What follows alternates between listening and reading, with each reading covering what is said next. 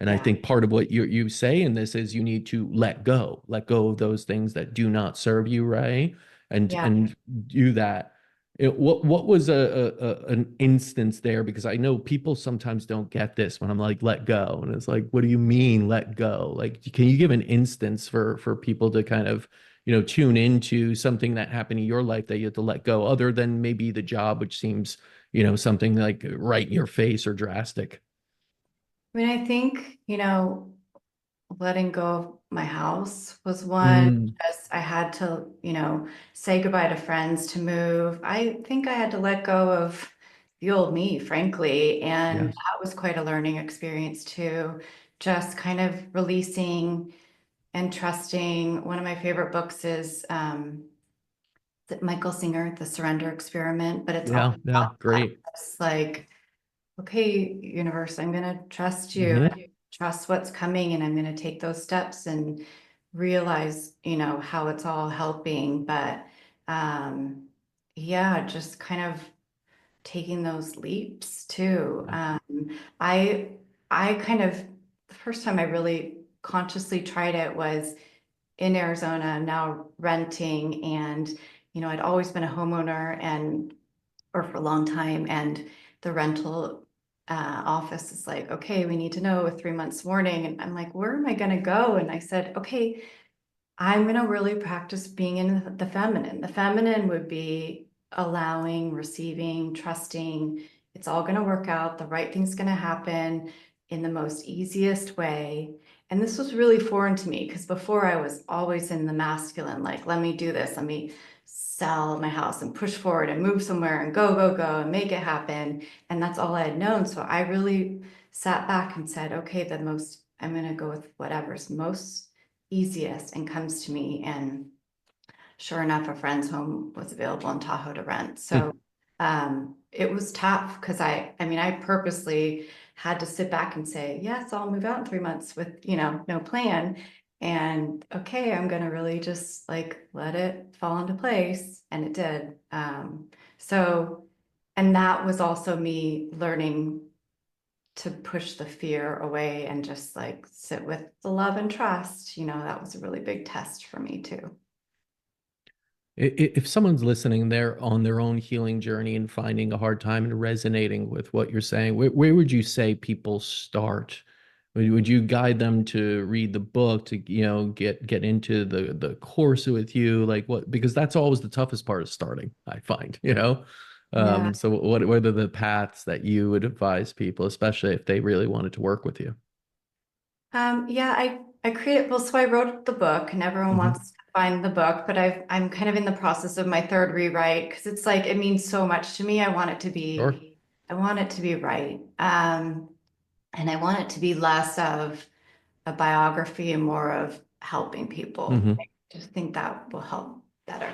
So I'm rewriting that. So everyone's been asking about that. So in the meantime, I'm like, okay, I'm going to create a course that highlights these 12 pillars. So that can help people in the meantime, because a lot of people were reaching out. And my view is I want to make healing affordable. So it's an affordable course. This isn't to sell it, but like this is truly why I did it, because I think a lot of us are becoming the people we needed years ago, right? So that's definitely my path. I was so confused when I got that diagnosis, like, Hmm.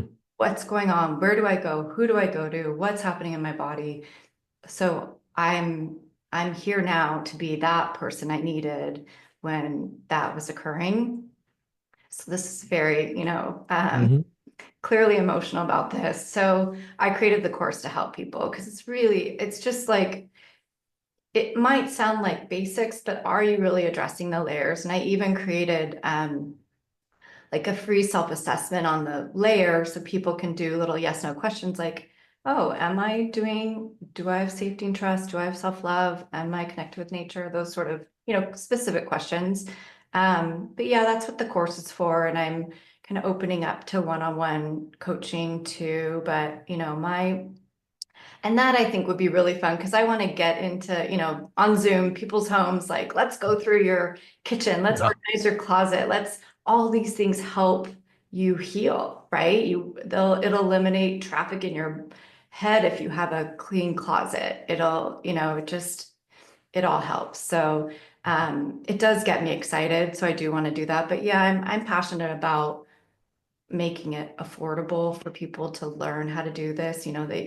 Part of why I was able to like go to so many specialists and get rid of a root canal and all the things was I had created financial safety, but not everyone has, a big safety net like that to pay for all these specialists. So that's really why I'm here. I'm passionate about that part too. Um, It's important. It's very important because people crave that kind of hand holding, especially when you're already in a state where you're not sure and someone's been through it before. You have the empathy and experience to be able to provide that sort of environment and the advice that can absolutely help them get there.